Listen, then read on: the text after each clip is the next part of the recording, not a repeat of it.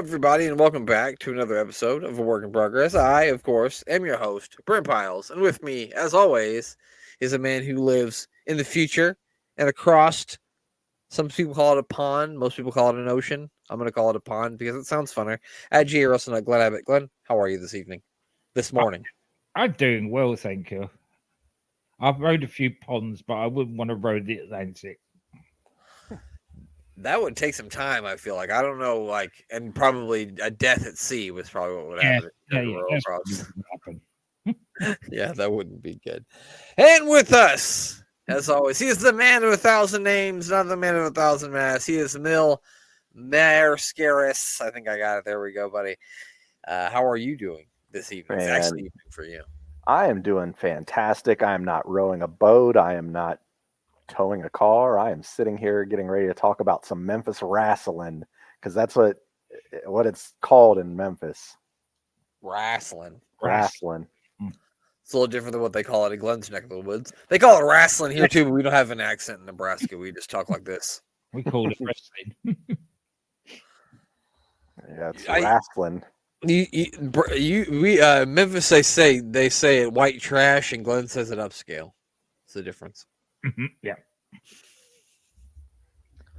But yes, we are going to watch some Memphis wrestling this evening from the year 1983, which means I wasn't even alive yet. You know what's crazy? I lived in Memphis in 1983. I mean, I think I knew that. I think you told me that. But yeah. Yeah. How old have you been in 83? 4 or 5? No. I'd have only been 2 at that time, depending. Oh. So, yeah, I'd have been 2 no matter what, unless it was the first 7 days of January. But, yeah. But I lived there until I was 4. So I lived there a couple more years. So I'm sure I actually watched some Memphis wrestling when I was there as a child, but I don't remember it until I came back later in like 89, I think. And I remember watching it at those years. Yeah, so besides, what me and Glenn have watched on the Sid show, I have never watched really any Memphis wrestling. So this will all be brand new to me. I'm sure Glenn as well. No, I've watched quite a bit of it. Oh, have you? Well, you think of where my ex-tag team partner came from, and he was picking matches to watch every other week. I guess that's a good point. I was seeing quite a lot of the Memphis and Southern Territory wrestling at that time. Well, the Memphis Territory did have great matches, but they had something that still to this day is, to me, the most important thing about professional wrestling, and that's like the build up and the storylines and the video vignettes and everything building up to the match. And I don't think too many people did it better than Memphis, especially at that time. Yeah. Except for maybe World Class really didn't start to get into that until like the later 80s, like 80, 85, 86. Or maybe not. I don't know. I've watched a fair amount of World Class Championship Wrestling, but I guess I don't know enough to. Because there was a point there where I would watch World Class Championship Wrestling every day. I go through like phases of wrestling where I watch this and then I switch and go back, and then I go to a point where I don't want to really watch wrestling at all, which is where I'm at right now because we watched so much wrestling this weekend. This week was it was a long weekend of wrestling. It was. Yeah, I put on NXT and I watched the first couple of matches and I was just like, you know what? It's not that it was bad or anything. It's just I wasn't feeling it. Just sometimes you're not feeling something. You know what I mean? I watched it, but I couldn't tell you what went on. Yeah, I remember. By that point, I was just sort of there watching. The only thing I retained is when JC Jane and that other girl went into Chase U. That's all I remember. Mm-hmm. From there, it all went black. It all went red. But WrestleMania was this weekend. Me and Glenn kind of talked about it a little bit when we did Warring to Attitude. I suppose we could talk about it a little bit more. Did you guys watch all of Stand and Deliver? I did. Eventually. No, I haven't seen all of it. Okay, I just watched Trick Williams versus Carmelo Hayes this morning. We sadly have a bit of housekeeping to do before we start talking about it. Oh, yeah? Mm-hmm. Congratulations, Mayor. You are the new undisputed defending champion.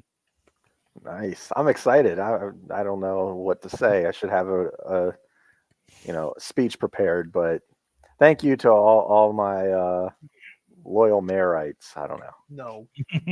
And No. to Sparky Plug. Old Thurman down here chewing on stuff he's not supposed to. Thurman Sorry, I didn't mean to interrupt your speech. Thurman Merman. Was that Old the kid's Thurman. name from Bad Santa? Thurman Merman? Oh, fuck. I can't remember his name. I just know he looks like Harley Race. He does. It was something like Thurman Merman or something like. Your parents must have fucking hated you, I think you said to him. But yes, congratulations, Mayor. You are the pay-per-view prediction champion. Way to go. I think you missed like one match on night one, right? Or one or two matches. Because you didn't pick I know you didn't pick Sammy, and I know you picked Cody and Seth. I missed the final two matches, and that was it. Yeah. What won it for him was the 2 tag belts. Oh yeah, because that's the 2-1 right there, and he got them both right. Yeah. I had a feeling on that one. I was feeling it. I mean, I had a feeling on. I mean, they're a good team to put it on. Hopefully they can run with them for a little while. I'm just glad they're split up. They needed to be split up. Yeah. Even if they would have let Judgment Day retain one of them, I still would have been happy. I just wanted to see them split up, especially with a brand split again. Mm-hmm. Yeah, we got the draft coming up at the end of the month, I think. Yeah. We may try to set something up where we're doing an AWI pod draft. We'll have to work something out with Dan, but I think we're all interested in doing that, right?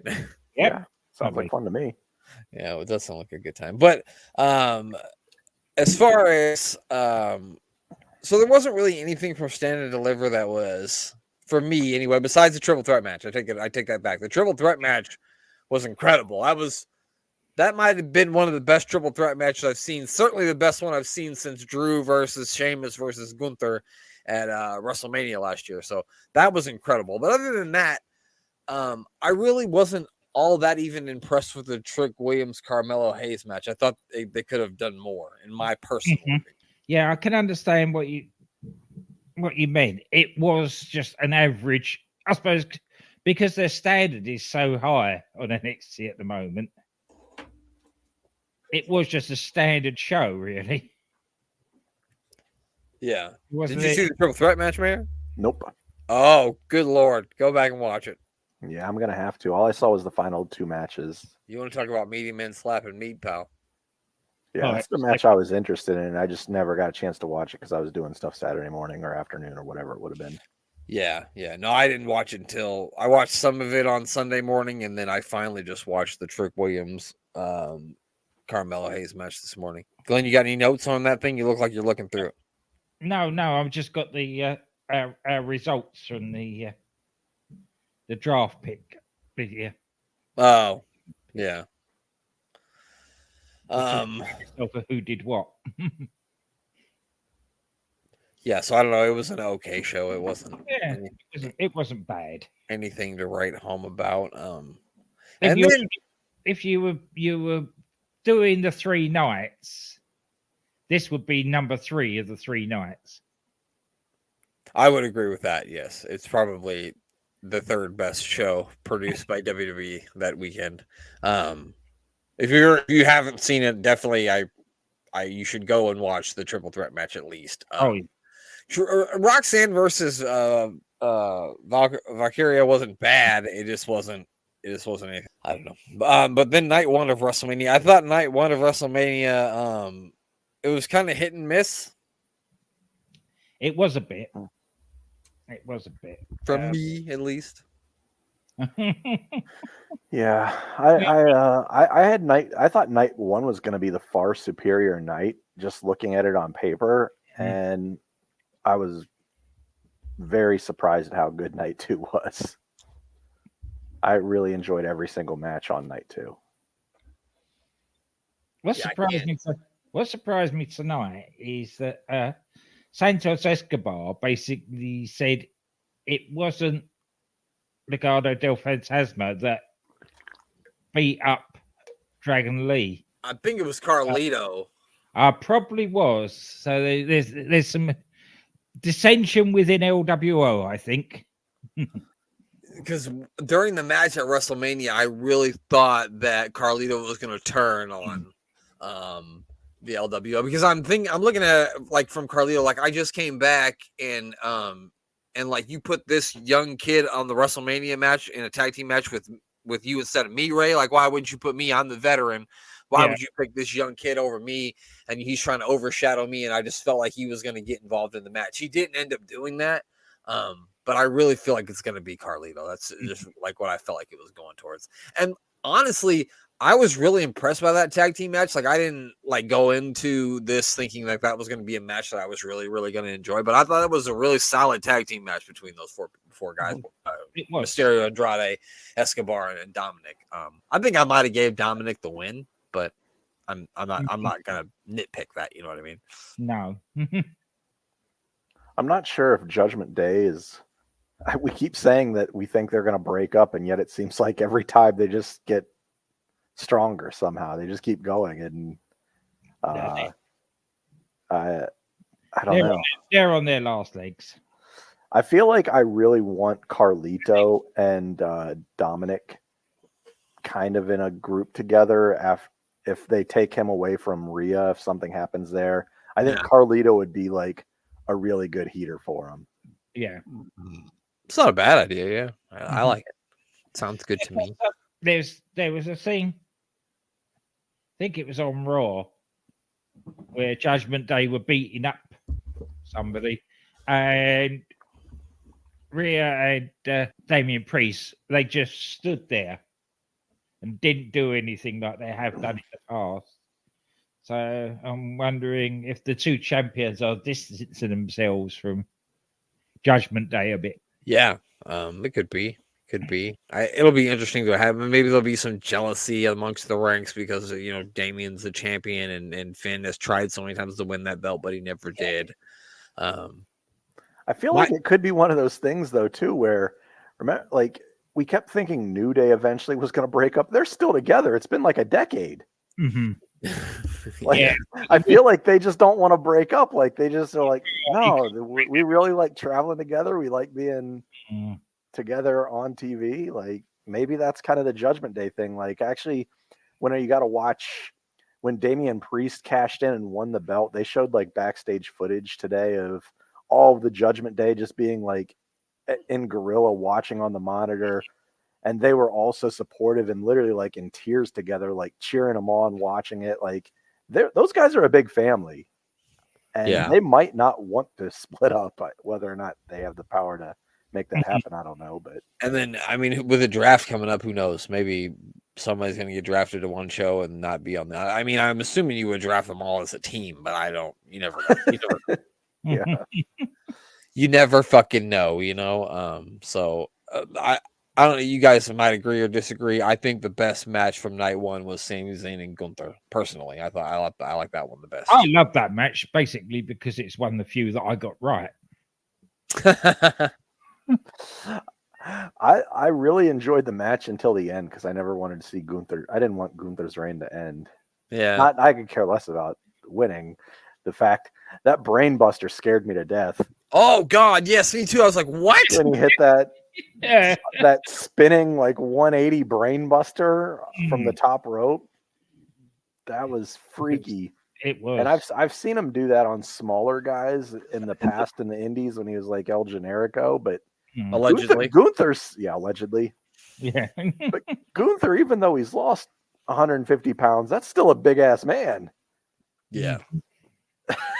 Yeah, it reminded me of Glenn. Do you remember that time where I think it was Ilya Dragunov versus Jordan Devlin, and Jordan Devlin picks up Ilya from the top rope, and he literally dropped him like his neck across the top rope, and he like bounced to the outside of the ring. And I remember going, "Oh!" I was doing the thing during this. I'm like, "Oh my God, no!" He's dead already. Yeah, I think there was something during the ladder match too where I'm like, don't do that, don't do that, don't do that. Oh God, they're doing it.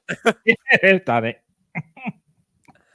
Yeah, I think I was watching with a couple buddies, and I feel like it was that spot where Pete Dunne took that DDT from off the apron where someone hit him with like a jumping tornado DDT, and he went like straight vertical through the table. We're like, oh my God, he's dead. Yeah, let's look at it. Yeah. Certainly looked like he was dead. Or Butch. Or is he Pete Dunne? No, he's back to Pete Dunne. He's no longer Butch. So the main event, the tag team match night 1, that went 44 minutes and 35 seconds. Yeah, it went on too long. That was the only thing you could say about it.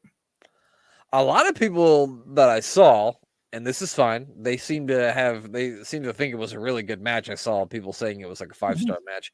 And not for me personally. If they had to shave 14 minutes off of it, maybe. It just felt like it was dragging to me. Mayor, did you love the tag team match? Was it okay in your opinion? What did you think? No, I really enjoyed it. I liked it.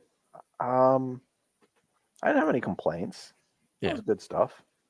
I mean, I like classic tag team matches where just one team following the rules, but it was good. Yeah, for a tornado tag team match, I guess it was what it was. Like I think Glenn said this the other day when we talked about it. Like they got all the shenanigans out of the way in this match. They did more of the shenanigans in this match than they did in the main event of night 2. Which is the benefit of night 2, really. Yeah, maybe I had just been up. Maybe it just been a long day for me. I just was ready to go to sleep. Maybe I had too many shots of tequila. Maybe by that point, and I just wanted to go to sleep. Maybe. Yeah, once it gets to 4 o'clock in the morning, just want it to end. But for me, it ended at both these shows ended at a pretty decent hour here in America. I think it ended at 11 your time, Mayor, and about 10 o'clock my time. So they really didn't drag too long. Maybe I'm just a grumpy old man. Maybe that's just what it is. I mean, the tequila starts talking, and it makes the girls' clothes fall off, and it makes your eyes close when you start getting older. So yeah, it was a fine tag team match. I mean, I think I don't know what that belt is that The Rock carries around, but he's basically just a mark now because he brings his own belt to the wrestling show. Yeah. Does he didn't win that fucking thing? It's the People's Champion belt. Uh-huh. Well, here, this is my belt. It's the Pepsi Can Champion belt, and I am the champion. Now, I do have to say, The Rock talking to the ref and I'll fire your ass or whatever he said. Yeah. That was good. And then, telling him, don't count me out, whatever. That I thought that was really good stuff. I enjoyed that. Like, I feel like The Rock, everything he's done since he's come back has just been top tier. Like there's no one working at the same level as The Rock right now on anything that's not in-ring product, I guess. I don't know how you call it, the actual wrestling itself, which he wasn't bad. I mean, no, for not being in the ring for a decade or however long it had been for a full match, however long it's been. I feel it's been a while. It's the WrestleMania 29 was his last match. So over a decade. There's 2 guys there. One that only wrestles part-time, and the other one hasn't wrestled in over a decade. And yet they still managed a decent match out of it. Yeah. I mean, it did what it had to do. Like I said, a lot of people liked it just because I thought it went on. Maybe I'm probably going to go back and watch it again, and maybe I'll with a sober mind. Well, maybe not a sober mind, but you know what I mean. Yeah. So I thought night 2, like they started off with a bang. Like this match, the Drew McIntyre Seth Rollins only went 10 minutes, but I don't mean this as a bad thing. I mean it as a compliment. It felt like it was longer than 10 minutes. There was a lot of importance in the 10 minutes that they did. Yeah, it was. Yeah, that's the thing. It felt important. Yeah. A lot of hard-hitting stuff. Like, it was a really, really good, solid opening match. I really, really liked it. I enjoyed it a lot. And then the whole thing afterwards with him, taunting CM Punk and then CM Punk sort of attacking him. And then finally, Damian Priest's 386-year reign as Mr. Money in the Bank comes to an end.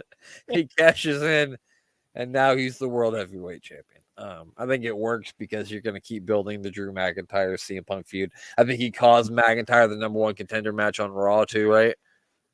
I think on Monday night, and Jey Uso won it. Yes. Oh yeah. Yes. I thought I saw that, so I thought the whole entire it was a great way to start the show. Mm-hmm. Yeah, it was a good match. A really good match, and CM Punk on commentary was fun too. He's good on commentary, absolutely. And then they had the Philly Street Fight, which I mean, it was what it was. It was fine. It was good because it was they put people through tables. They got Bubba Ray Dudley out there. I saw someone say you could tell your non-wrestling fans that Alex Jones was a special guest referee, and nobody would know that you were lying. Oh man. I'm sorry, Bubba Ray, but that was too funny. He does kind of look Alex Jones-ish. I didn't make that up. I read it somewhere and it was hilarious. Yeah, so that was fun. It was nice of the Pride, Bobby Lashley, and then the Street Profits got the win. Another match that was, I think this, call me crazy, and I know a lot of people like the Boneyard match, but for me, this might have been AJ Styles' best WrestleMania match that he's had was against LA Knight, because he's had some matches at WrestleMania that have been disappointing. His match with Edge was disappointing. I thought his match with Orton was disappointing, but I really liked this one. I thought it was really good. It was, yeah, as an in-ring match. You can't count the Boneyard as an in-ring match, can you? Yeah, no, definitely you can't. That was probably my favorite cinematic match of all time. Oh yeah, I loved that match. They did a great and job. that's not my kind of thing at all. Like that's not something that you would ever hear me say, man, I love that presentation of pro wrestling. But I love that. I thought it was... The reason why I think it works so well is because it's The Undertaker, and we've been so accustomed to seeing stuff like that from The Undertaker. Yeah, that it's like, and the way they did it was really, really well done. And it was like done within a fight. It wasn't like, sorry, Glenn, it wasn't like the Firefly Funhouse match. Like that wasn't a wrestling match at all. It wasn't even a fight. It was just some bunch of weird cut scenes. Yeah. Why are you apologizing to me? Because I know you like it, and I didn't want to. What, the Firefly Funhouse? Yeah. No, I didn't like that. Oh, I'm sorry, Glenn. That seems like it's right up your alley. No, Wrestle Spooky's up my alley. That wasn't. That was just Wrestle Stupid. Fair. Yeah, you don't have to apologize to me for that one. I did not like it. No, I didn't think you would. Sorry, Glenn. I assumed that match was right up your alley. But yeah, no, it was. No, the Boneyard match was. Yeah, no, the Boneyard right match. for the minute. You got the rolling as the Undertaker came down on the motorbike. Yeah, it just set the whole scene. It was perfect. Yeah, then he buries AJ Styles and he rides off into the sunset. That's his last match. Or rides off into the darkness.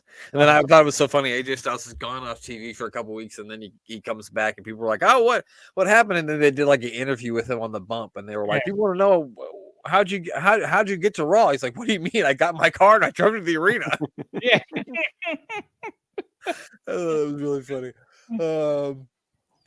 The triple threat match. This is the second longest match on the show. I thought the triple threat match was great. I don't like triple threat matches very often, but the Logan Paul, Kevin Owens, Randy Orton. What do you think? I'm gonna let the mayor talk about this one. I know how much he likes Logan Paul. So, God dang it was match of the night on night 2 for me. Now I know a lot of people are gonna say the main event was the best match because of everything that went on. Yeah, but for me, that triple threat was as good of a triple threat match as you can have. Now, I didn't get to see the NXT one, so I can't put it up against it, but I really enjoyed the night 2 triple threat match, and I like the finish too, but I had no idea who the guy was that was in the Prime bottle. Apparently, he's very, very, very famous. The only reason why I knew who he was is because my son's 15, and my son told me who he was. I'm like, oh, okay, that's my favorite part of the whole match is when the Randy Orton kicked that motherfucker over. That shit was fucking hilarious. He kicked the soul out of him. It was that Spartan kick, just straightforward boot to the chest, and that guy looked like he deserved it. I have no idea who he is. He could be a nice person. He kind of reminded me of like a cocky piece of shit. So, which, of course, Yeah. probably who hangs out with Logan Paul. I He think fits the bill. So There you go, he, pal. he probably deserved it. He's 19 years old. if he's a nice person, Randy Orton is just punching him from one side of the arena to the other. He's AJ not. Styles saw him get kicked and he thought he fell off the earth. He hit him so hard. Holy fuck. He's So not, he fought Logan Paul's homeboy, KSI, in a charity boxing match. They donated $50,000. KSI is an Arsenal fan, so we'll give him a pass on. So he's a gooner, so we'll give him a pass. So he not only punted him across the arena, but then he chased after him, whipped him out of the suit just to make sure that when he slammed him on the table, it hurt more. You want him to feel it. Yep. Yeah. Yeah, so that was fun. That was the highlight of the night for me, as far as that was. If we're talking top 5 WrestleMania 40 moments, that's in my top 5. Him kicking that motherfucker over, because that was the funniest kick I've seen since Sami Zayn kicked over Wee Man at WrestleMania 38. Yeah, that's it. Yeah, that was it. Was of that standard, wasn't it? It was really good. Yeah, that was fun. For the people that know me really, really well, they know there's 2 things that will always make me laugh, no matter how bad of a mood I am in. I could be in the world's worst mood. If I see any of these 2 things, I'm cracking up laughing in tears. A mascot in like full mascot gear getting knocked over, kicked, anything, just a mascot falling over will always get me. The other thing is someone just falling downstairs. An escalator, stairs, anything. If I see someone falling downstairs, it's hilarious too. Mine is like kicking little people. I don't know why. People who kick over little people, I don't know why. El Torito getting booted. Yeah, like that's fucked up. But put a video up right now of a little person getting kicked over. I'm gonna laugh my fucking ass off. We have watched a lot of little people matches. So the next time that you're really feeling down, then Mel, you go to YouTube, you look up the Mascot Derby. Okay. Which is a race that all the football team mascots have. And there you go. Hilarious because they're racing up and down stairs. The mayor would love that. Oh gosh, I couldn't handle it.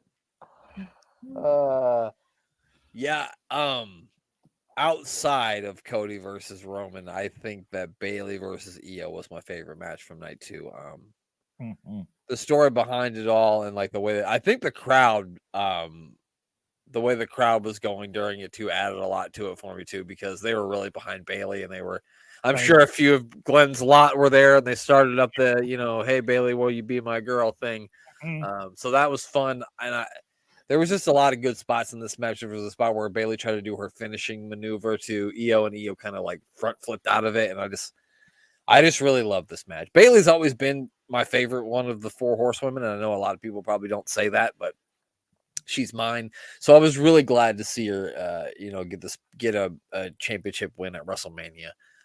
So I love that match. It was really great for me, in my opinion, anyway. In one sappy man's opinion. And then the main event, which was 100 times better than I thought it was going to be. Also, this one went 33 minutes and 25 seconds, and it didn't feel like it went that long. It felt like it was like 15 minutes. Yeah. Lots of good wrestling between the 2 of them. The shenanigans not happening until the end, and only very sparsely. Just to, the fact that Cena intercepted. I don't know. I'm not a great Cena fan, but even I popped when he showed up to bash Jimmy. Yeah, no, that was Jay bashed Jimmy. He beat up Solo. It's Solo, that's it. And then, of course, the highlight of the night for me, the lights go out, the bong, and you think, that's a bloody long ramp he's going to come down there. He's straight in the ring, standing there behind the Rock. Choke slam, lights go out, they're gone. That's it. Let's get on with the fight. Brilliant. Yeah. And Mr. Undertaker keeps his promise to his missus. He doesn't die when he gets home. No bumps. I'm sure she was there, pal. Yeah, she probably was. Yeah. Yeah, he promised her a few years ago after the Boneyard match there'd be no more bumping. Well, he kept that promise. And he's kept that promise. I was a bit fearful for a minute. I thought, are you going to bloody well go back on your word? Because I seeing him at the Hall of Fame, that is the best I've actually seen him walking for years. Yeah. And you think, you knew hips are obviously working well. Don't fuck it up. Undertaker's hips don't lie. He's moving now. Yeah. I think that's a perfect time to, like, anytime that there's something going on and like justice needs to be served, have the lights go out, the gong go off, he's in the ring, he choke slams somebody, he leaves. That's all it needs to ever be. It needs to do. Yeah. He could do that for another 10 years. Yeah. He should just come out in shield gear and do it. Yeah. And that was the other thing. How good storytelling was that from Seth? That he came back and took the same exact chair shot that he gave to Roman when he turned on him. That seed was laid weeks ago when he told Cody that no matter what, he would be his shield. I didn't pick up on that. That's a good point. Yeah, he did say that. And there he was in full shield gear with the music and everything. Takes a chair shot, totally distracts Roman. So Cody can get the win. Perfect. Yeah, it's really good shit. And did anybody else think Dean Ambrose was coming out there? I didn't realize. I didn't. It was sort of 50-50. I knew in my heart of hearts he wasn't, but yeah, he was. Yep. No, I had a 0% chance of thinking that Dean Ambrose was coming out. I was like 0.0000001. There was like a millisecond for me where I thought, well, maybe. Then I thought, no, there's no fucking way. If there hadn't been so much shit going on with bloody CM Punk and AEW. Oh, yeah, that's a good point. I would have thought, because there seemed to have been, even if it had just been where he was standing up in the crowd in the shield gear. Yeah. That little crossover, but yeah.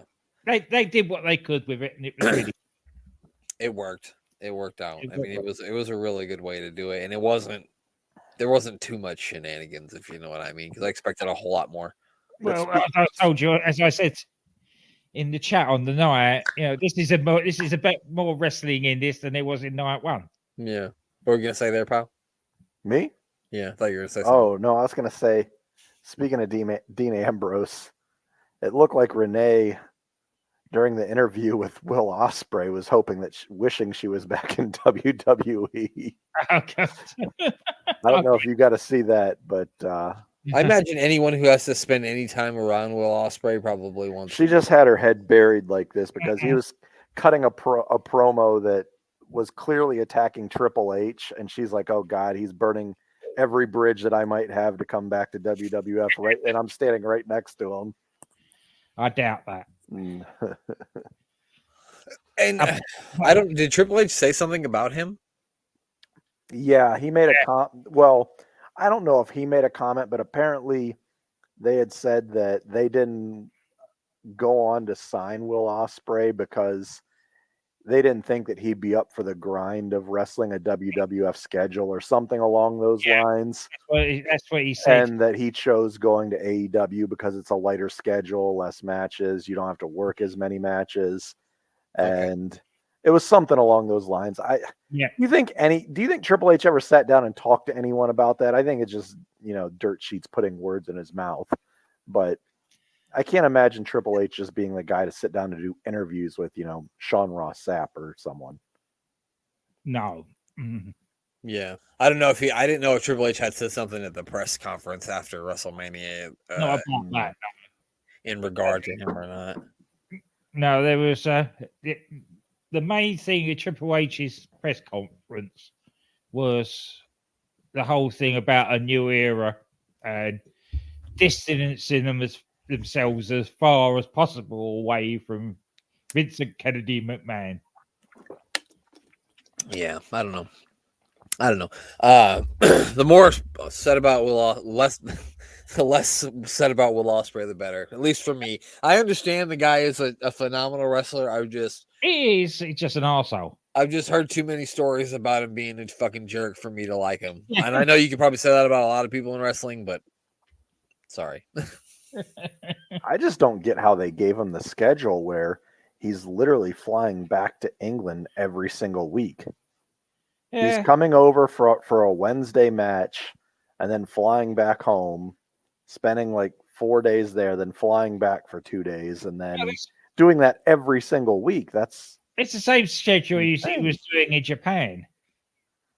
I don't think the flight from wherever he's at in London, I don't know, London to Japan is as far as, is it? Yeah, not far off.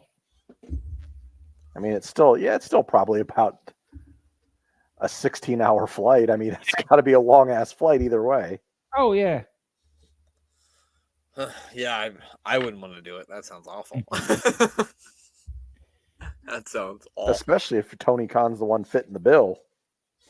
Oh, his daddy pays for it. It's fine. Okay, yeah. He hasn't earned any money. It doesn't matter. It comes out of my trust fund. Sorry. It's out of my cocaine fund. Oh, God, I didn't say that. I don't mean to. We have the wrestlers at AEW, and I think AEW is a good thing for the wrestling business, but I fucking can't stand that fucking guy. I want to fucking wring his neck. He reminds me of every person I've ever known who was born on third base, but somehow thinks they've hit in a triple. And that's why I don't fucking like him. I was listening to Jim Cornette today. Oh, boy. It's only because I came across it on YouTube. I don't regularly listen to his show, but it was sort of a link to. He is funny. And he was having so many pops at Tony Khan today, and that whole thing with bloody Jack Perry and CM Punk. Oh, I haven't got a chance to listen to that one yet. Yeah, I love. I hope one day that I'll be able to get online and I won't see a motherfucking word about CM Punk and fucking leaving AEW. I don't want to hear a fucking I'm sorry. I don't mean to yell at you guys, but fucking goddamn. How long has it been? And we're still talking about this. It's the only thing that's still getting AEW ratings. Well, that's he's not even there. He's their best draw. Why would you have somebody who's sacked on your main show just to say, look, this is what he was doing? And also, they tried to show it like, oh, we got this insider information of what happened, and it's exactly what Punk said happened. It's the exact thing that he said. He did. They acted like it was going to be some big revelation. It was the exact thing that Punk said happened. It was the word exact for word. Yeah. It was. Oh, dear.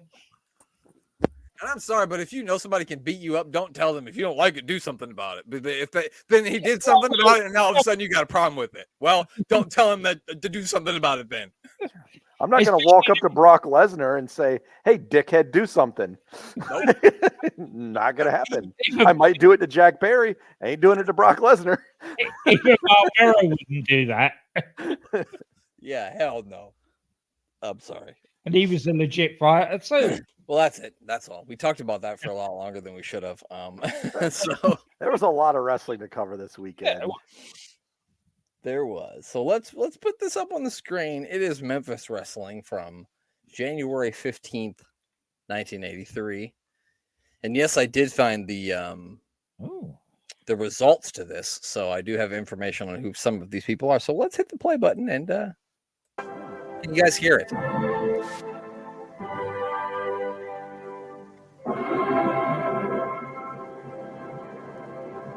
We got to get a little bit of that, right? Had to. Let's hear a little bit of Lance Russell. With another big week, championship wrestling. David. Already today with the Sheepherders in here for our opening tag team match of the day. Following Sheepherders. You may know them as the Bushwhackers. Not going around licking people's heads. I was going to say. No head licking yet. Doesn't that guy look like Batman? It looks like Batman. Without the Yeah. mask. Adam Adam West. West. Yeah. Oh, okay. A little bit. Adam West. When I think about Adam West, I think of the Family Guy Adam West. Oh, right, yeah. He's got that. He's got that cat. He's got like that fucking bow and arrow and like shoots cats. And he's like, he should have been used more on that show. I love fucking. Those turnbuckles have no give. We're gonna get the King, Superstar, First Family, and more. That's a mouthful. Getting some Jimmy Hart action then. Yeah, I think so. All right, here's these the Sheepherders? These are the Sheepherders. And they're facing Bobby Fulton and Ian Reese. I don't know which one's which, but that's who they're facing. Is that? Oh, It is. Bobby Fulton is the I can't. The one in the back, the lighter gentleman. Yeah. I'm not That's familiar with Reese. Bobby. What you said? Is it Bobby Reese? Ian Reese. Ian Reese. Okay, I'm not familiar with Ian Reese at all, but Bobby Fulton was a Bobby staple Fulton of is from Chickawato, Ohio. Chillicothe. Say it again. Chillicothe. Okay. I'm assuming that's where he's from. I've never heard of Chicalito. That's a weird place, man. There we go. I can actually go to Memphis. It's just up the road, Memphis, Nebraska. So it's weird to not see him with hair. Like it doesn't look like the same guy. Like Luke looks the same, but Butch doesn't look the same. A lot more vicious of attacks too. Yeah. There's just nonstop attack. This guy looks like a younger, more attractive Carlos Colon, the guy he's wrestling. Yeah. Ian Reese here. Yeah. Oh, he looks like it. I don't know. He looks like Macho Man Randy Savage when he was like 60. Except for, I'm sure Randy Savage had a better body, but I'm saying the face region. Obviously not the African American gentleman. He definitely still looks like Luke. Is that Luke or Butch? I always get him confused. That one's Luke. That's Luke, yeah. But the other one does not look anything at all like Butch when I'm looking at him. See, like on the list here, it has Sheepherders, Jonathan Boyd, and Luke Williams. And that's why. Yeah, that's who it is. It's not even. Yeah, you're right, because it's his alter ego's even under here. So this is a different guy. It's not Butch. It's just I was gonna say it doesn't look like him. Mhm. Oh yeah, it says Boyd on the side there. Okay. Well, we don't ask us to read. It says Boy D. Yeah, Boy D. It's a whole different scenario. He's from New Zealand too, so Mhm. I don't know. Maybe the Sheepherders, maybe they got together at a later date, perhaps. I just think that there was a few of them. Okay. Well, you're gonna need a lot of Sheepherders because there's a lot of sheep to herd. You know what I mean? Well, it's not only that; it's also things like employment cards and certificates and. Oh, come on, Glenn! Don't be serious. How do you feel about the Memphis referees uniform? It's better than what they have with being Glenn watched on the Sid show because it doesn't look like he works at a pizza restaurant. So no, that's true. What about you, Mayor? What do you think? You think you should get a fucking black and white striped shirt? I always like the black and white striped shirts. It just feels right to me. Like I don't like this. I don't like the current. That was nice. Good Lord, that was nice. Broke his sternum. I don't think he's gonna kick out. I don't know if it wasn't nice for the guy taking it, but that was a unique maneuver. Yeah. Yeah, you put an extra heavy man on your shoulders and then knee the opponent. Oh, lovely. Good Lord, he's back to Chikatilo, Ohio. Dr. Pepper. I've never seen that before. Now they're gonna he's already dead. Now they're beating him with a chair. Jesus Christ.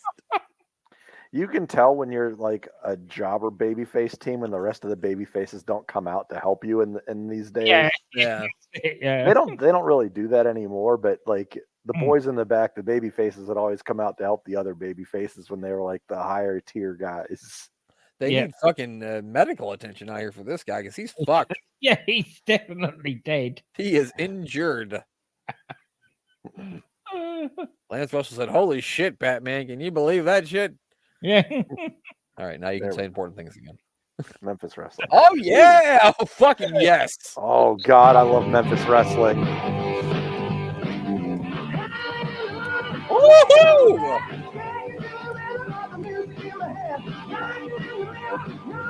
I love it.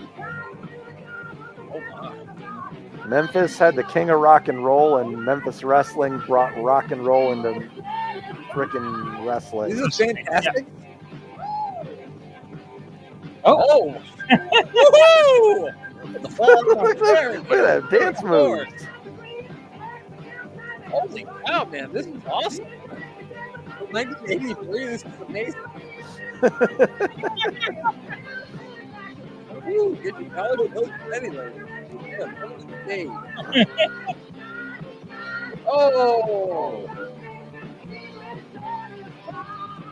Wow. excellent. That is amazing. That's the Fantastics, right? Yeah. That was worth coming just for that. Yep. Thank you, everybody. This is going to be the end of our first episode and the last episode because it's not going to get any better than that, ladies and gentlemen. No, they love their music videos in Memphis Wrestling. And apparently, these guys' butts, which I'm not against it. Not against it one bit. I don't think I've ever saw any Fantastics match. So you got some quick feet. Good Lord. It was like, wow. Looked like Apollo Creed in there with that footwork. Yeah, he did. Right before that Russian got him.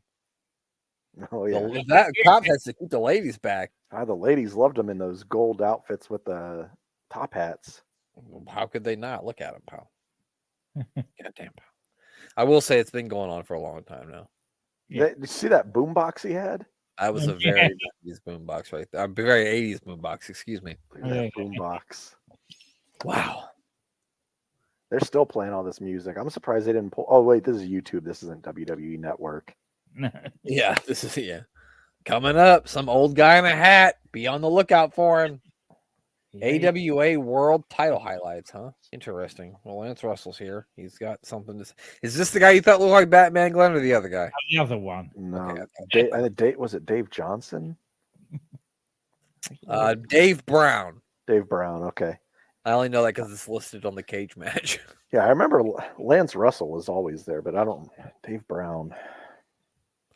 Yeah, I don't think that's the guy who's with him when we watched it in the 90s. Lance Russell. Oh, There's Jimmy. Why am I Jimmy Hart, baby? He who laughs last laughs the loudest. I took the world belt away from Lawler. I've got to even talk Kaufman into putting $5,000 Is that up. beautiful Bobby? Lawler in the hospital. Beautiful Bobby. Coco, it's going to be paint up, clean up, was fix up week beautiful right there. when he was I might bring a little originally paint, do a little painting, baby, on you, and I'm definitely going to do a little fixing on you. I promise you that. But it's going to be a super night. I can't wait. What about you, Bobby? I can't wait neither. And I'll tell you one thing I do hate, Lance, and that's crybabies and sisters. The Coco, where you're a crybaby because you run around town crying and saying I lost the Southern Heavyweight belt for you. Coco, where you just couldn't get the job done, son. You're not man enough. Now, I delivered a promise to Jimmy Hart. I said I'd win that Middle America belt, and I did. What are they doing to this? Coco, where you couldn't do it. Like I said, you're not a man. You're crying. I'm going to make you give a little respect to the first family that you didn't give when you was with us. We don't like losers. That's when you're not with us right now. Now, you teaming up with a loser, Jerry Lawler. Now, Coco, when I get through with you, I'm going to let Mr. Lawler have just a little bit of Zabu. When he gets about halfway down, Lawler, I'm going to come in and I'm going to beat the rest of you up and I'm going to take the $5,000 off of it. You're looking at the greatest team in the history of professional wrestling, Sabu and beautiful Bobby Eaton, baby. So, Coco, you can go back to Lawler. I taught him how to dress. I taught him how to talk. I've done it all for him. So you know what you're going to do? You are a follower, not a leader. You're going to be hanging around Lawler. Before it's over, you're going to be saying, yes, sir, Mr. Lawler, whatever you want. Yes, sir, Keith, whatever you want. I'll do it all, baby. It's over, baby. Over. Come on, Tuesday night, Louisville Gardens. You're going to see it all. That was fun. Zabu didn't say anything. It's Sabu, apparently, and that's not the same Sabu I remember. No. Sabu looked like a midget next to beautiful Bobby. That's why he was on it. That's why they chained him up too, I guess. Oh, here comes beautiful Bobby now. Well, or maybe. I'm not sure what was happening here. They might be coming out, they might not be. I'm not sure. Oh. This is weird. We just heard from him. So now we're going to hear from him again. What has he got on? That looks like the thing Bret Hart wore underneath his shirt that one time where Goldberg tried to spear him.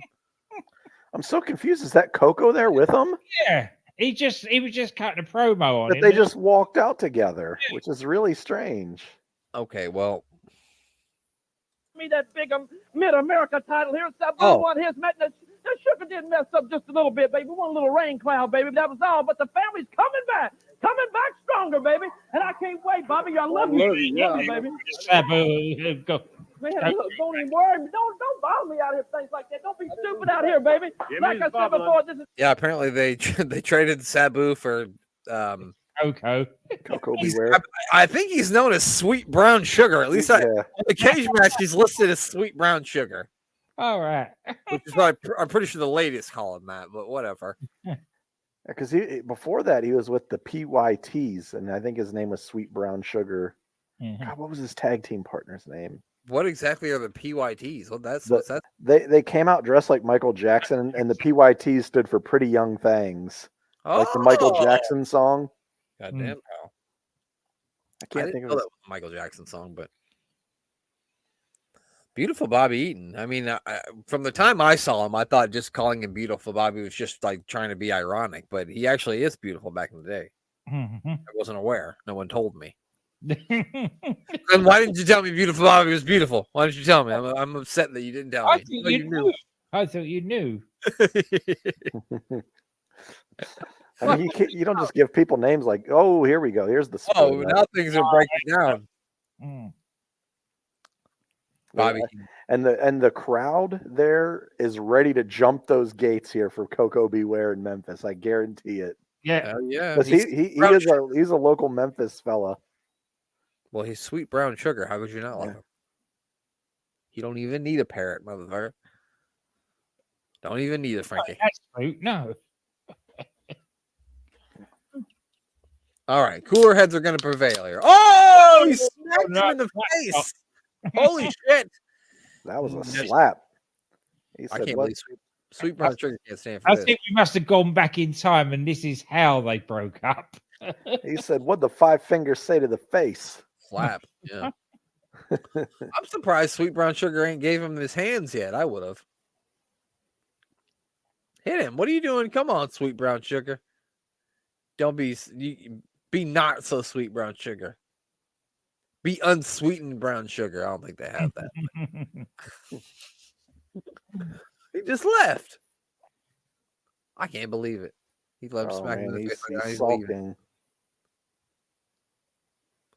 And he must fall back in line because the main event of this show is beautiful Bobby Eaton and Sweet Brown Sugar tag teaming up against two of the biggest assholes in the history of the wrestling business, Jacques Rougeau and Terry Taylor. They should have been called the Assholes. That should be the name. Nobody likes Jacques Rougeau and nobody likes Terry Taylor. Wow. Is Terry Taylor still with the WWF doing something? I think he's still employed. He may very well be. May be correct. And now we're getting some highlight. Oh, this is so this is what they mean by the AWA highlights. This must be Jerry Lawler versus Nick Bockwinkel for the AWA championship. It must be what we're looking at here.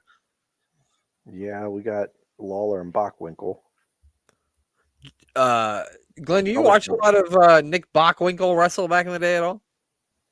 Not a lot. I've seen a couple of his matches. Yeah. I've really only seen like the stuff with Hulk Hogan in the AWA. I've really only seen like those, like the couple matches he has with him. I'm sure he had more than a couple, but the couple that are on tape. Yeah. You know what I mean? Let's see. Yeah. 2012 until present, Terry Taylor has been working as a trainer in NXT. So yes, he is currently still working there. Yep. Okay. I thought so. I thought he still had a job with them.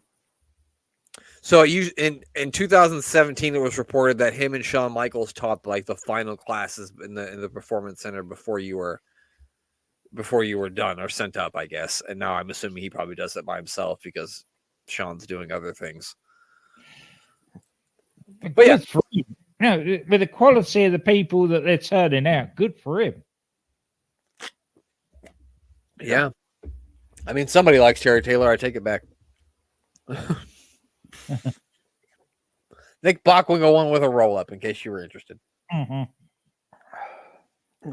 This is way before the AWA was about to go out of business, and they had to put the title on Jerry Lawler, and then they didn't pay him for Super Bowl 3, Super Class 3, and then that was it. Oh, there's somebody under a mask. Who is it? It's Andy Kaufman.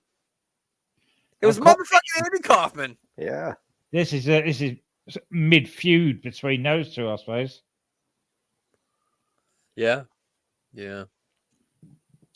Well, that's cool. We're getting to see a little bit of Andy Kaufman on here. I didn't expect to see that, so that's nice.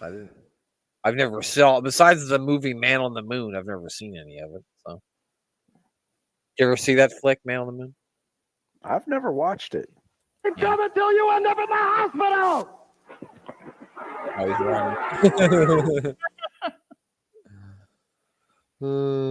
Well, that was fun. Let's see if we can fast forward and find a match. What do you think? Or we can? They got some Andy Kaufman talking. Let's hear a little bit of that.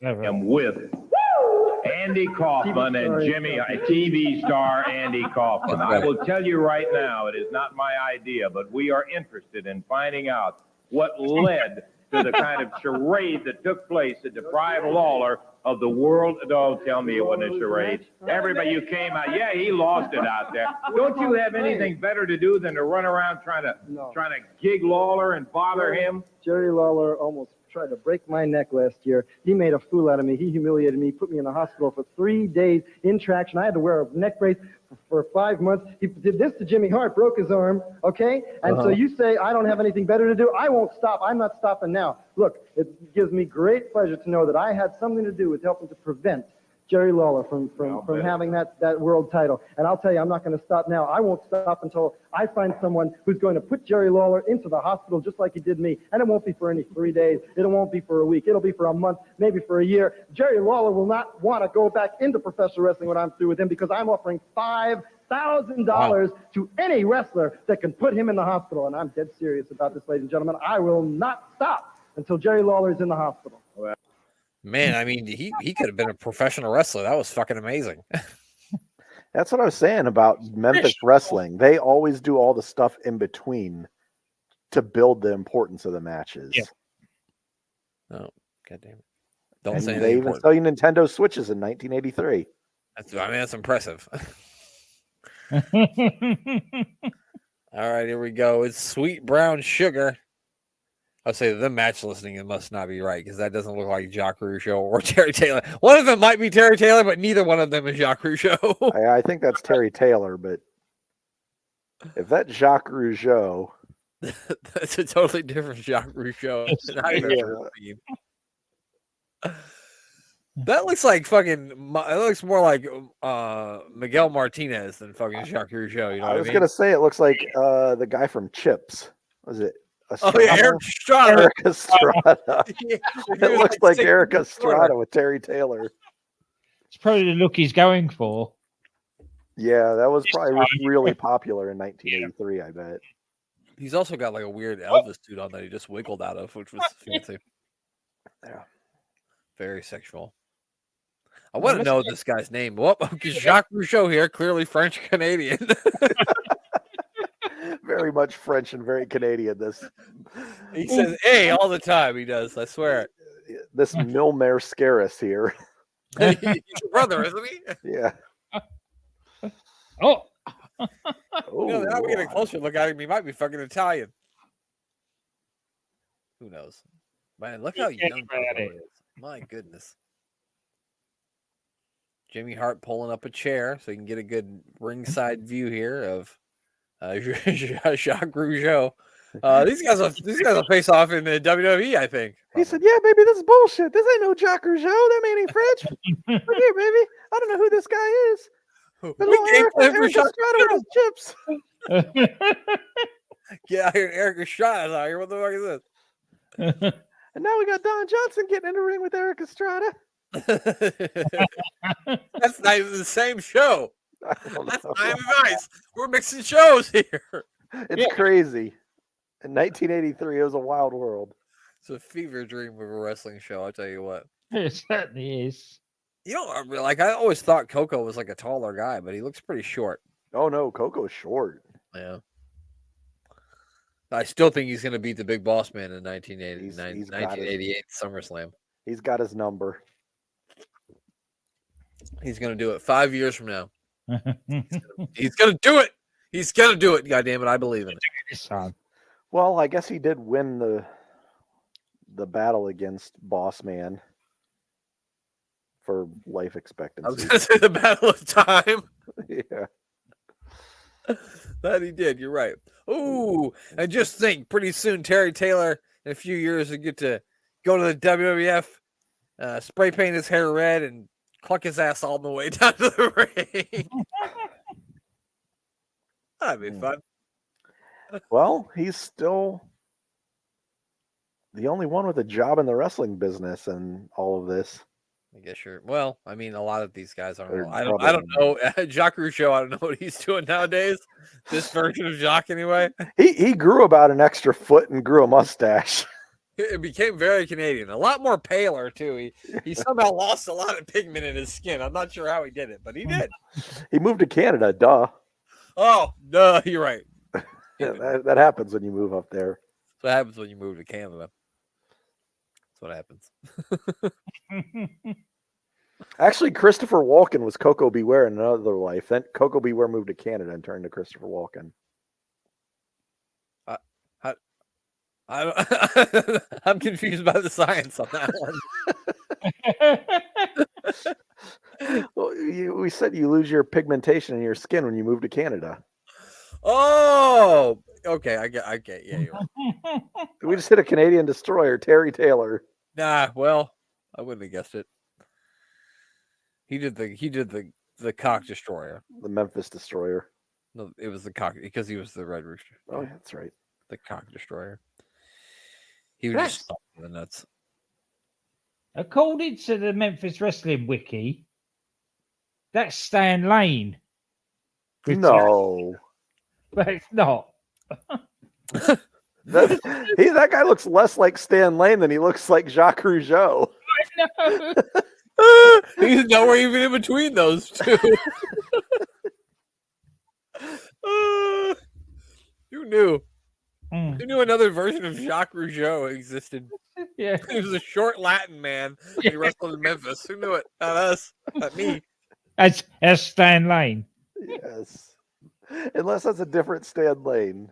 It could be, or a different Jacques Rougeau. Jeez, maybe he's Jacques Stan Lane Rougeau. Just Maybe that's his full wrestling name. It'd just been handy if they'd actually ran some graphics at the beginning, wouldn't it? And the newest member of the AWI Bond Hall of Fame, Jacques Stan Lane Rougeau. He's in. Congratulations. He deserves it. I mean, he's a member of the Quebecers and the Midnight Express. And Chips. And Chips. Who could say all those things at once? What's happening now? I don't know. I hope he took him out to dinner first. Good Lord. They're going to get ready to get on a Ferris wheel and hold hands together. I got to tell you what, when I turned this on, I did not think I would crack up laughing this hard as Jacques Rougeau. I really didn't. Or Stan Lane, for that matter. I hope there's an interview after the match. Stan, what did you think of your performance? Arriva! I hope they call him Jacques, actually, because that'd be even funnier. Oh man, because there probably might be a Spanish guy named Stan, but I bet there isn't many named Jacques. I just don't think. No. Oh, we can kick a motherfucker in the face. That was good. That wasn't a very babyface tag team maneuver to do. Well, you can't stop Jacques Rougeau, Stan Lane. He's unstoppable. That's true. He's more of a tweener, anyway. Than a true baby. He's the original Stone Cold here. Yep. Yeah. Way over with the crowd. Oh, we're getting that drop kick. That famous drop kick. Terry Taylor's gonna move. Oh, he pulled the Harley race. I'll move. Oh, and that's it. Did they win? Yeah, they won. They sure the fuck did. You said you can't beat Jacques Stan Lane Rougeau. You're right. I did say it. He's still undefeated to this day. Terry Taylor and Jacques Stan Rougeau, the newest member of the AWI Hall of Fame. Upset victory here. Wow. Oh dear, here we go. We He got more said, "You're not dissension. even the beautiful one of this tag team." I mean, I think that's what they wrestled for. They're going to wrestle later, and the winner gets to be beautiful. And I guess we know who won because it's beautiful Bobby Eaton. So we know who won.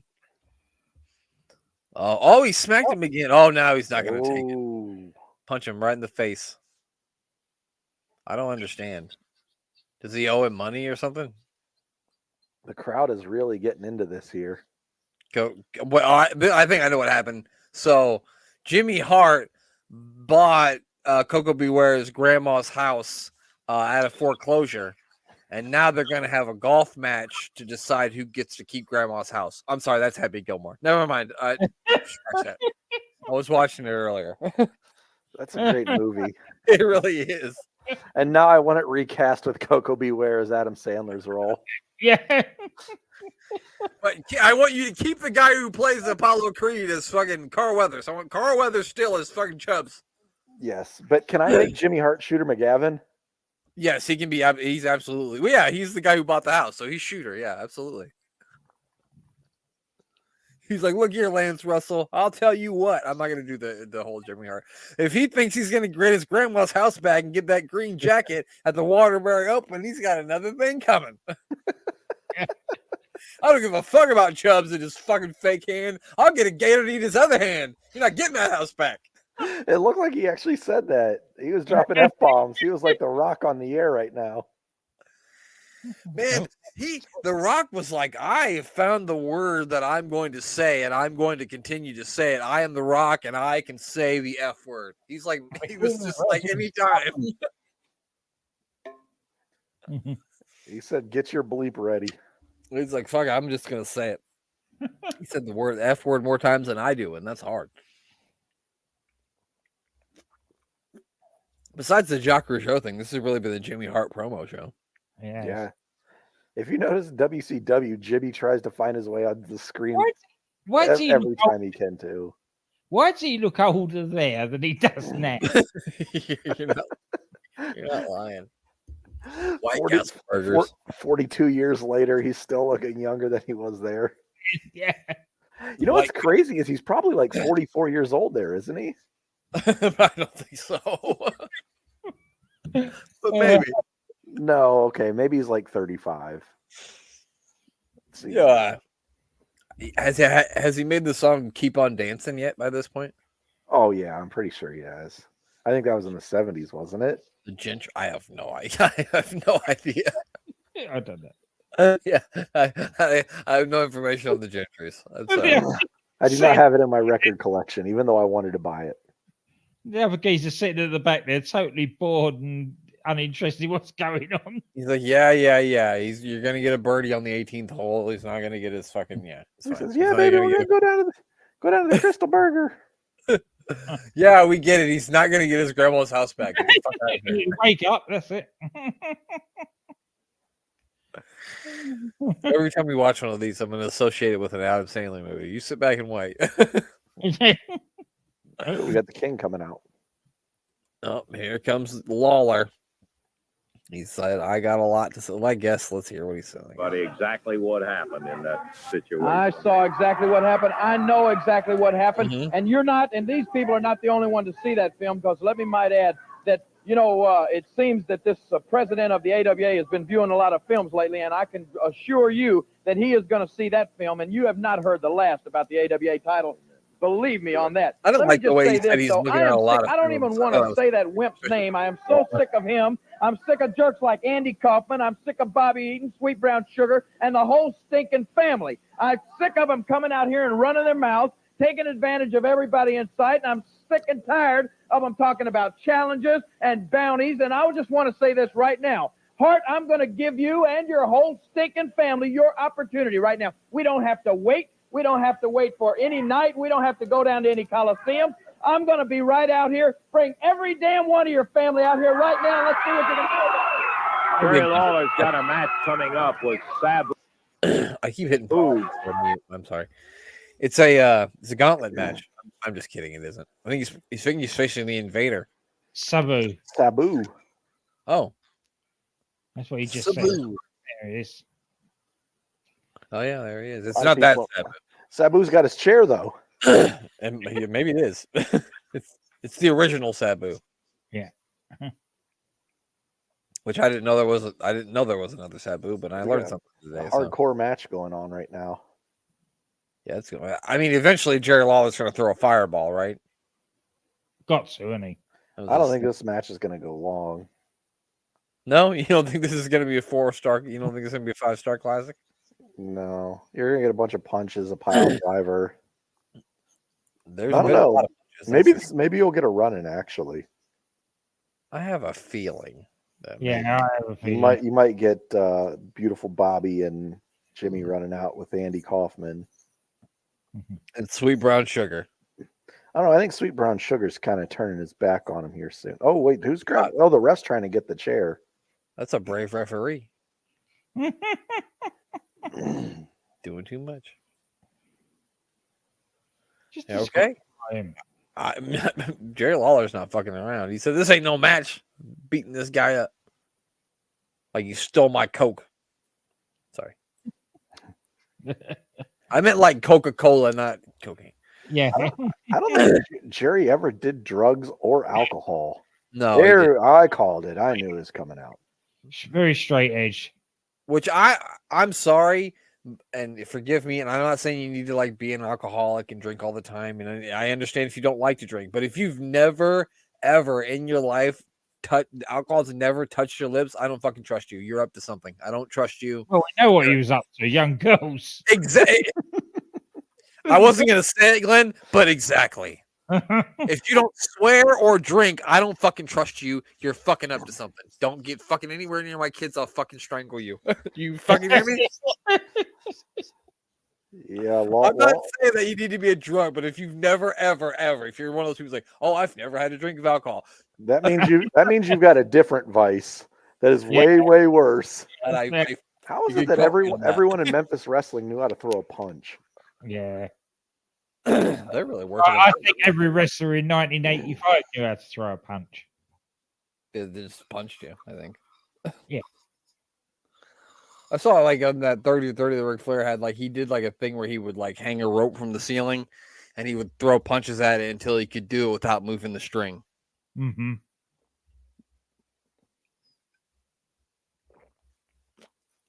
That's pretty. They're stomping him. I tell you what, it's the way that they, especially with the top professionals, the way that they throw a punch. It's hard not to flinch away. Ooh. Oh God, did they just You have to really trust them, but they're not going to hit you. Yeah. Who was that poor guy that just got beat up? I told you back in Memphis Championship Wrestling, if you were a top babyface, other babyfaces would come out trying to help you. I mean, not to much avail, but Oh, I don't know who this guy is, but yeah, he just got pile drove too. Lots of pile drivers. yeah. So it's something I wish they did more often. Like, the good guys stick together, even if they're not really affiliated. They just did it. I don't know if you saw WrestleMania. I'm just kidding. I know, and that was well done. I guess maybe they don't need to do it all the time, but at least some. That's going to be the first. Sunday must be the first time in years that the babyface locker room is actually cleared out at the end of a match. And it makes sense, and it was great television. Yeah. Yeah. Oh God. I don't know who this guy is, but he said, fuck you. Oh, now they're beating up this guy. Oh no. Was that someone from the crowd? I didn't even see who it was. That's I'm gonna, the referee. I do not approve of referee violence. he had Samu by the hair, and then all of a sudden they're all attacking him. Well, should have been standing there. No. I'm full of Happy Gilmore references today. I watched the movie before, like I said. Oh, here comes sweet. The Call him sweetest of brown Coco sugars. Beware, because he's Coco now. Sweet Coco Beware is on his way out of the ring here. Oh, look at this. He's a Nice drop kick. house of fire. Look at that drop kick. Beautiful. He is not fucking around with Jimmy Hart and his clan anymore. Sweet brown sugar. I think he's no longer part of the family. But safe to say, Glenn, I think you're right. I'm going to go out on a limb here and I'm going to think that you're right. Coco was You can't slap Coco Beware around, even if he doesn't have Frankie. Not Don't play twice that in shit. one night. No. Now I want a Coco Beware beautiful Bobby match. I need to see it. Oh, loaded punch. Did he have brass knucks on? I think something like that. I don't It know. looked like he had something around his knuckles. Well, goddamn, Bobby Eaton's a tough motherfucker because that shit didn't even knock him out. He just kept moving. Yeah, I think he stuffed him down in his trunks there. Stuffed him down in his man area. Yeah. Oh, what's up, pal? Oh. No, And if your man area needs cleaned up, you can give us a. No, I'm kidding. We're not gonna cut a do ads. Check out Blue Chew, ladies and gentlemen. That's right. No, Manscaped, ladies and gentlemen. Check out Manscaped. You can get a 20% discount. You can't. Check out the lawnmower 4.0. Who's this guy? He's got shampoo in his hair. Is that Bill Dundee? I thought it was Mark Lewin. Oh, okay. Maybe. It's hard to tell because they look so young back then. Yeah, back in '83 when they were young. When we were young, he was sweet brown sugar. And now he's in 2 more years, he's gonna have a parrot on his shoulder. Oh, chirp, chirp. Probably want to crack him, motherfucker. He said, "Look here, I'm telling you right now, he's gonna get his grandmama's house back." I'm gonna get my grandmama's house back. I'm gonna win in this long drive contest. And then I can drive the ball 400 yards. It'll be as if a bird picked up the ball and carried it to the green. And bird named Frankie. Keep that forever. And then Subway is gonna give me what was it? Did they give him a card? I think what they gave him. Yeah, it was a card for free Subway for life. They did like a commercial or something. It's like I knew the guy in high school, so they gave us extra meatballs. Later today, the Dynasty. I don't know if that's a tag team or a show that's coming onto the network later. I'm not sure. I don't know. In 1982, it probably, or 1983, it probably was both. Both, yeah. Probably. All right, so we've got I have no idea, and somebody and someone else. Mm-hmm. Jimmy. Speaking of Cornette, that was Cornette, wasn't it?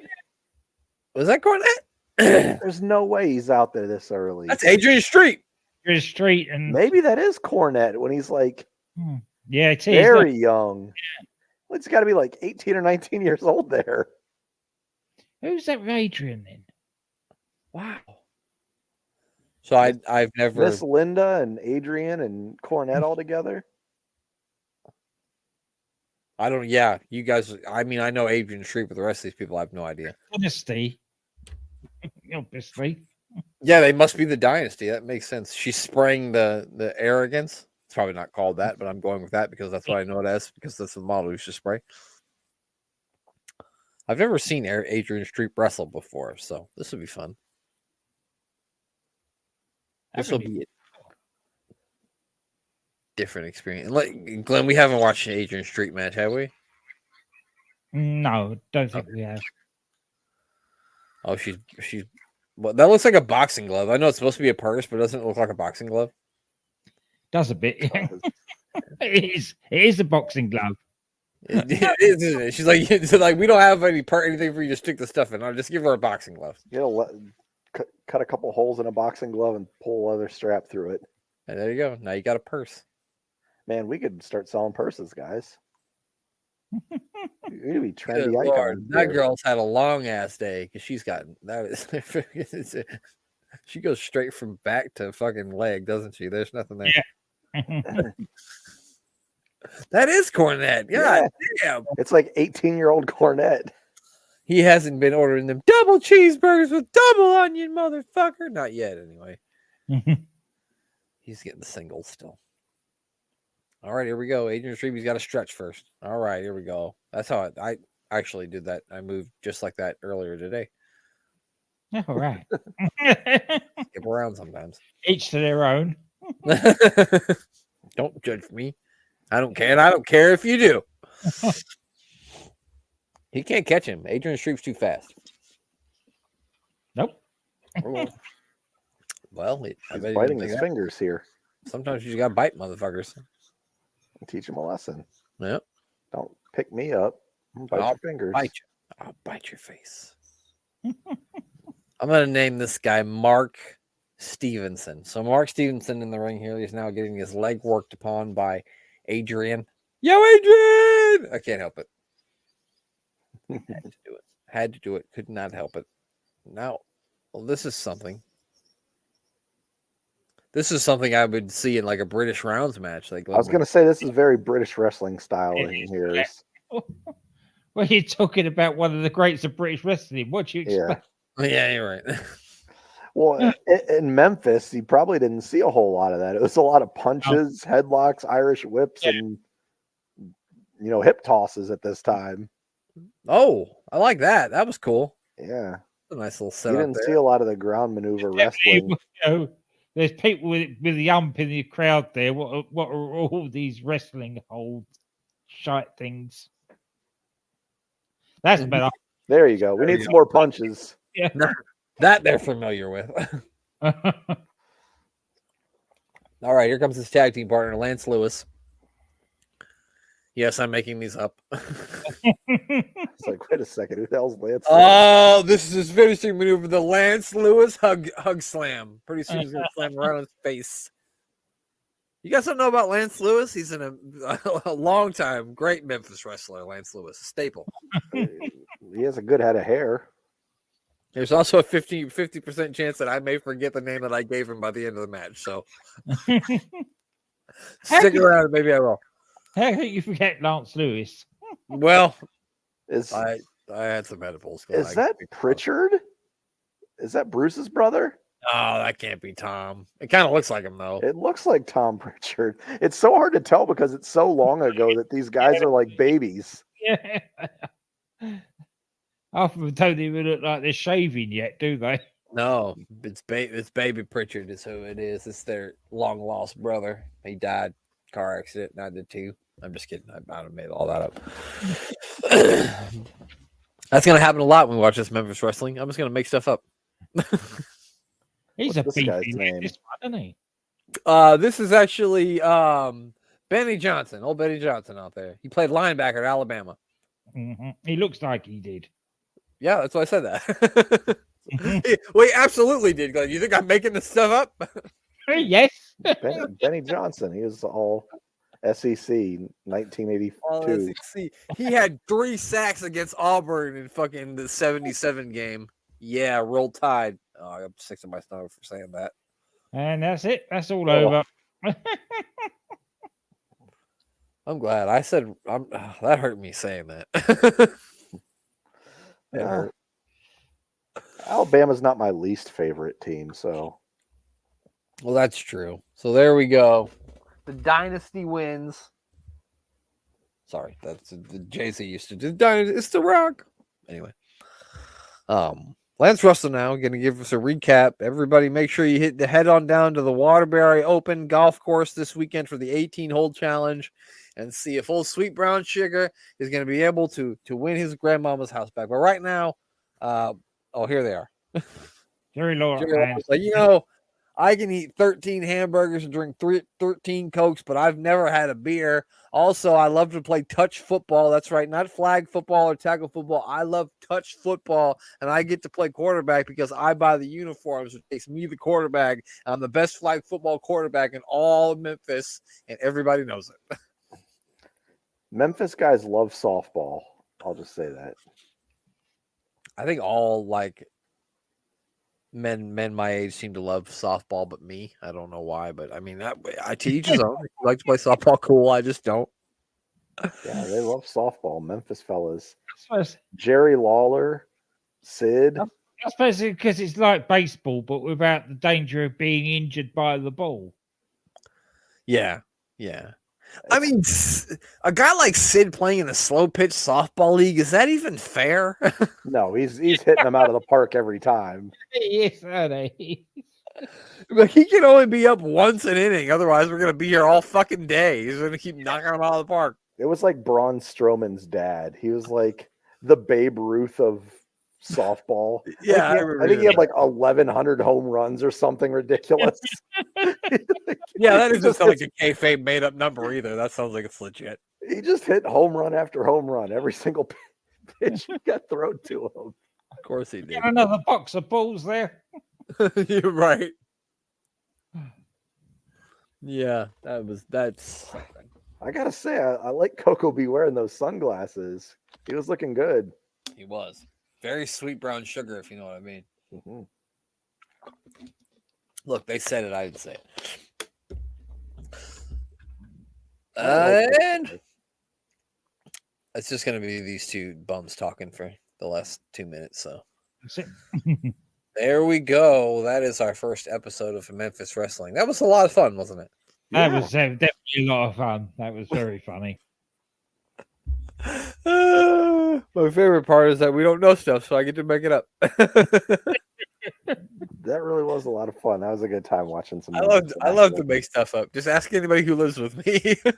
I don't know if we'd have the rights to use it, but if you can find that's wrestling, RASSLIAN, that's wrestling music. Oh yeah, he's like, my boss called today. He said something. He's like, I'm going to wrestling. That's wrestling. That's yeah, if you can find that to put that on here, that'd be good stuff. I've seen it. We could absolutely watch it. Next time we watch Memphis Wrestling, we'll open it up with the Going to Wrestling song. Mm-hmm. All right, well, that's it for this episode. Glenn, who do you need to plug before we get you off to bed? I'm booking the Tankatory. Oh, I'm booking the territory. With this side project, I'm booking the Tankatory. Gator Golf being the elite Gator Golf, where they're now in the 19th hole and doing all sorts of weird shit in there. I'm stuck in the Tankatory. Another little side project where they're doing the life and time. Well, not the lifetime. It's the Road to Wembley, 1991, between Big Daddy and Giant Haystacks. The most watched wrestling match of all time. 80 million viewers, I think it was, they said. We have, of course, the Doctor Who podcast with Danny Inside. That's SJP World Media. DDT Wrestling with DC and Doc. There you go. You have all those fine people to listen in, to follow on all the social medias. Mil Mariskis. How about you, pal? As always, you need to check out Sportswire Radio. It should be right about there above me this time. Sportswire Radio with a Z. That's SPORTZ WIRE radio.org. And if you're going to go there, you can check out the man behind it. And his name's Thomas Bryce. And you can find him on all the social media platforms at Thomas Bryce 2017 or Thomas Bryce 2020. And while you're here listening to us, you can check me out on my good old Twitter account, Mayor of Canton. Doesn't say Ohio, I don't think. No, it's just Mayor of Canton. Mayor of Canton. Yeah, check me out there and watch me eat things every Wednesday at 6 p.m. And I think I've already got this week's planned out, so I'm excited for it, and you should be too. That's it. Ooh, there you go. Make sure you check out all the other stuff we got going on. Of course, Warning to Attitude, me and Glenn. This week we will be reviewing the Survivor Series 1997 card. Glenn, I don't know if you've looked up that card, but it doesn't look good. Well, there'll be a lot. There's a lot of other things to talk about on there. And, definitely, yeah. And typically, we usually are a show that talks about bad wrestling, so I'm pretty sure some hilarity will ensue when me and Glenn discuss this card, because while there's some iconic moments, there's some matches that I completely forgot ever took place, and I'm probably going to hope that I forget again. So be on the lookout for that. And of course, check out, I don't know, shit, Lifetime, the Psycho Sid. We have we're on our way to the 30th episode. Episode 29 is out right now. Sid does his last walk through Memphis as he defends his USWA Unified Championship, and then has a run in with a new tag team that wants to make a name for themselves. And we'll see. And then we found a gem of a match that we missed during his skyscraper era, where a gentleman decided that he didn't want to sell for Dan Spivey and Sid Vicious. And spoiler alert, that didn't work out so well for him. He definitely paid the consequences. Yeah. But that's it. I don't have anything else to plug. I do not believe. So we'll just have Glenn say goodbye. Goodbye.